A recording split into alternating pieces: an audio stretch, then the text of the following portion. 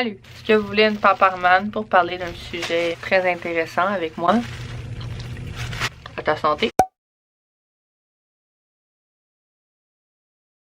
Je suis là aujourd'hui pour discuter avec vous de quelque chose que j'ai vu passer sur Facebook. Puis j'en ai entendu parler aussi. Je parle ici de ce que Hubert Lenoir a dit à Tout le monde en parle, que des fois il se crisserait en feu. Je trouve que ça a été mal géré par les gens qui travaillent sur cette émission ou l'animateur, peu importe qui. Je sais pas vraiment à qui revient la faute, mais je trouve que ça a pas été bien géré dans le sens que ça a été ignoré. Appel à l'aide si on veut. Moi j'ai la perception que peu importe si c'était paroles dites en l'air, ou si c'était vraiment un appel à l'aide de sa part, ça aurait été important qu'ils prennent au sérieux ses paroles, ils posent des actions en conséquence. Le fait de banaliser ou de juste ignorer les paroles qui ont été dites, ça montre dans le fond aux gens du public, ça n'a pas sa place de parler de trucs comme ça, puis ça fait que les gens qui auraient envie de s'ouvrir, ben auraient peut-être tendance à se refermer puis rester toutes seules dans leurs problèmes, ce qui est pas ce qu'on souhaite. Clairement, on espère que ces personnes-là s'ouvrent et en parlent pour se sentir mieux. Dans le fond, il a pris le courage de partager comment il se sentait, d'ignorer comme ça ce qui a été dit ou de le réprimander pour les paroles qu'il a dites. C'est comme dire rire d'en face dans le fond puis de dire en quelque sorte que ce que t'as à dire c'est pas important, mais tu sais, ça prend tellement de courage de dire et d'exprimer comment on se sent à l'intérieur quand ça va pas bien, que je trouve que c'était irrespectueux de leur part d'ignorer justement les propos qui ont été dits. C'est important que les gens en parlent quand ils vont pas, puis ce que ça l'a fait, c'est juste de montrer aux gens le contraire. Je suis sûre que leur intention était pas mauvaise, mais à quelque part, il y a quelque chose qui a pas été fait, il y a eu un manque, puis ça aurait été important de, au moins par après, faire un comeback ou ajuster ce qui a pas été fait.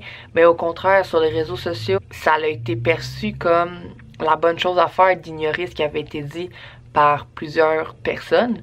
D'autres ont la même opinion que moi, mais il y en a quand même beaucoup qui affirment que c'est la bonne chose d'avoir ignoré les propos de l'artiste. Mais en même temps, ce que ça démontre, c'est juste à quel point c'est encore tabou dans notre société de parler de suicide ou d'idées suicidaires ou quand ça va pas. Ça devrait pas être le cas parce que si c'est ce qu'on montre aux gens, autant les jeunes, les adultes voient ça puis ils se sentent pas bien de vouloir parler parce qu'ils voient que ils seront pas nécessairement écoutés. Si tu sais que tu seras pas écouté, t'es pas nécessairement porté à aller parler puis dans le fond, ça va juste rester dans une espèce de cercle vicieux si on veut de la personne voudrait parler.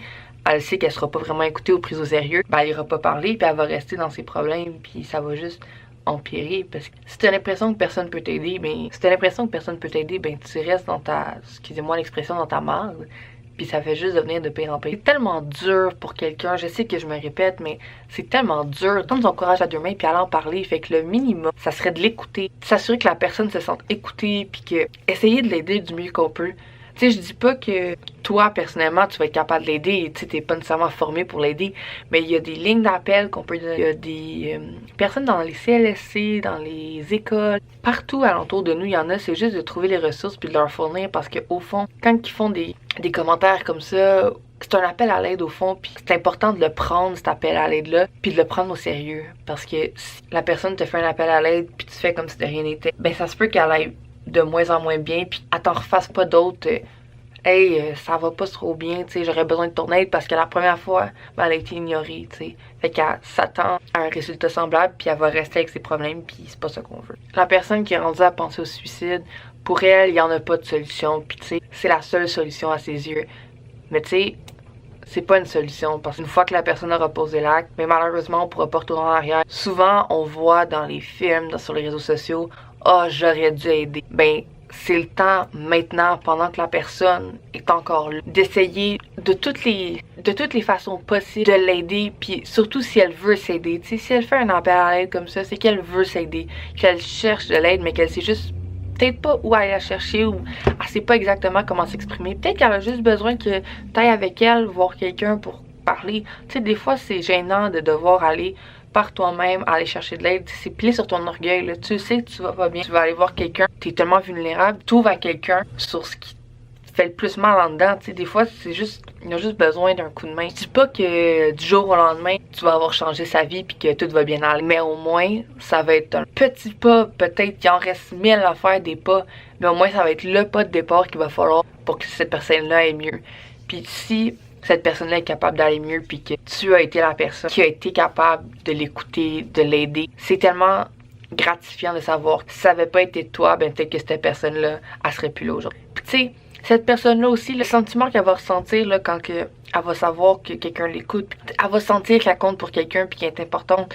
Puis c'est ça qu'il faut au fond de lui montrer que il y a des gens qui tiennent à elle, qu'elle compte pour les personnes parce que voient leurs idées pas trop claires, puis ils s'imaginent des choses, puis c'est important de les rassurer puis d'être là pour. Ça prend quoi? Un gros 5 minutes de ta vie l'écouter parler? Mais peut-être que ces 5 minutes-là pour toi, ben, il paraît banal. Mais le 5 minutes que tu vas avoir passé à l'écouter puis à lui parler, ces 5 minutes-là vient peut-être de sauver la vie de quelqu'un. Je trouve que ce serait quelque chose d'important qu'aujourd'hui, en 2018, on défasse le tabou qu'il y a alentour de parler des sujets un peu plus dark ou deep, si on veut, que ce soit la dépression, la santé mentale, le suicide. Ça serait important de défaire les tabous.